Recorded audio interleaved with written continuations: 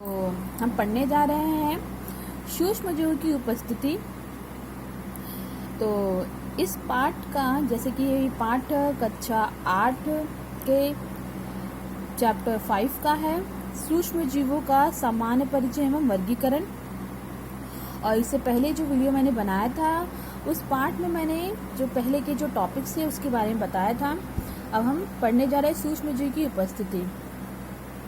तो सूक्ष्म जीव कहाँ कहाँ उपस्थित होते हैं, ठीक है।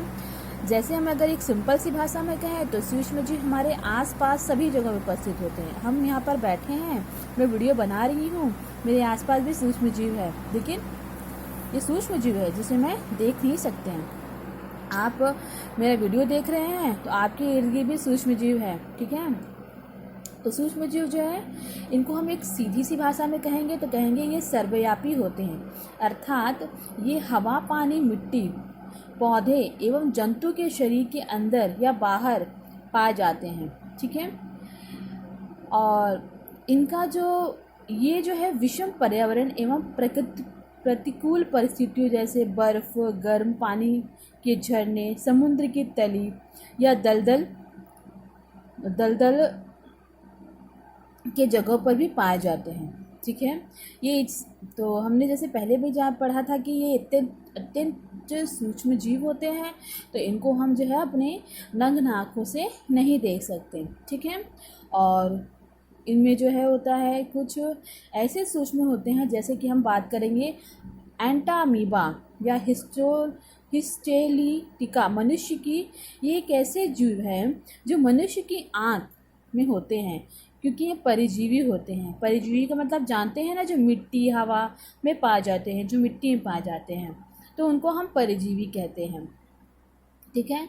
इस प्रकार जो है कुछ ऐसे जीव होते हैं जो नींबू के पौधों में, ठीक है, जैसे कि जिसको हम नींबू के पौधे पर होते हैं, जिनका नाम होता है, मैं इसे जूम करके अंडरलाइन करके दिखा रही हूँ, ज़ेंथोमेनस साइट्रिक नामक जीवाणु जो केकर रोग उत्पादन करता है। जैसे कि जो नींबू की पत्ती होती है उनमें जब छिद्र आते हैं तो वो उस एक जीवाणु की वजह से होती है, और उस जीवाणु को हम क्या कहते हैं, ज़ेंथोमेनस साइट्रिक जीवाणु कहते हैं, ठीक है। तो नेक्स्ट टॉपिक पे चलते हैं। तो आई होप आपको ये समझ में आया होगा, और मेरी इस वीडियो को आपको अंत तक देखना है। और अगर आपको ये वीडियो अगर अच्छा लगे तो उसे लाइक और सब्सक्राइब ज़रूर करिएगा, और कमेंट बॉक्स में आप ज़रूर लिखिएगा कि आपको ये वीडियो कैसा लगा। तो आइए अगले टॉपिक की ओर बढ़ते हैं, सूक्ष्म जीवों का वर्गीकरण। तो सूक्ष्म जीवों को वर्गीकरण किया गया है। वर्गीकरण मतलब होता है क्लासिफिकेशन। तो मेरे कुछ हिंदी स्टूडेंट भी होंगे, कुछ इंग्लिश के स्टूडेंट भी होंगे जिनको जो है इस टॉपिक के बारे में जानना होता है। तो सूक्ष्म जीव मतलब होते हैं स्मॉल माइक्रो ऑर्गेनिज्म। तो स्मॉल माइक्रो ऑर्गेनिज्म के कुछ क्लासिफिकेशन है। तो यहाँ पर है जीवाणु, जिनको हम क्या कहते हैं, बैक्टीरिया। विषाणु मतलब वायरस। प्रोटोजोआ को हिंदी में प्रोटोजोआ ही कहते हैं, इंग्लिश में भी प्रोटोजोआ कहते हैं। कवक मतलब होता है फंगस, और शैवाल मतलब होता है एल्गे, ठीक है। तो मैं इसे हिंदी और इंग्लिश दोनों में बता रही हूँ, तो ताकि समझ में आ जाए सभी को। तो चलिए अब एक एक करके हम सूक्ष्म जीवों के जो वर्गीकरण है, जीवाणु, विषाणु, उनके बारे में पढ़ते हैं। तो पहला है जीवाणु, जिसे हम क्या कहते हैं, बैक्टीरिया। तो ये एक कोशिका जीव होती है। तो आप जानते हैं कि एक कोशिका मतलब क्या होता है, ठीक है। इस चीज़ को हम पहले ही पढ़ चुके हैं, लेकिन कुछ बच्चे ऐसे होते हैं जिनको एक कोशिका मतलब नहीं पता होता है। तो एक कोशिका मतलब होता है ऐसे जीव जो जिनके शरीर की रचना एक ही प्रकार की कोशिका से होती है, उनको एक कोशिका जीव कहते हैं, ठीक है। तो जीव होते हैं जो हवा, मिट्टी, जल सभी स्थानों पे पाए जाते हैं, ठीक है। और जैसे कि ये तो यहाँ पर एक लाइन देख लीजिएगा, लेकिन जो नमी युक्त स्थान होते हैं, ठीक है, मतलब जितने भी सूक्ष्म जीव होते हैं, ये जो है जो मॉइस्चर, जब नमी युक्त स्थान होता है, जब उनको नमी वाला पर्यावरण मिलता है, मॉइस्चर इन्वायरमेंट, उस समय वो ज़्यादा प्रतिक्रिया करते हैं, उसमें उस समय ज़्यादा क्रियाशील हो जाते हैं। तो नमी युक्त स्थानों पर ऐसे जीव जो है अत्यंत प्रभावशाली होते हैं।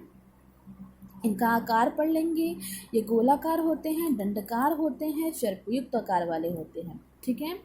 इन जीवाणुओं के बीच में कोशिका केंद्रक नहीं पाई जाती। क्या नहीं पाई जाती है? कोशिका केंद्रक। और ऐसे जीवाणु की कोशिका जो है वो कोशिका भित्ति से कवर होती है। ठीक है। कोशिका भित्ति क्या होती है? मतलब जो जीवाणु होते हैं उनकी कोशिका के इर्द गिर्द एक मोटी परत बनी होती है जिसे हम कोशिका भित्ति कहते हैं, जो हमें बाहरी आघातों से बचाने में मदद करती है। कुछ जीवाणु की कोशिका अपने चारों एक कठोर अवतरण बनाती है, उसी को हम क्या कहते हैं?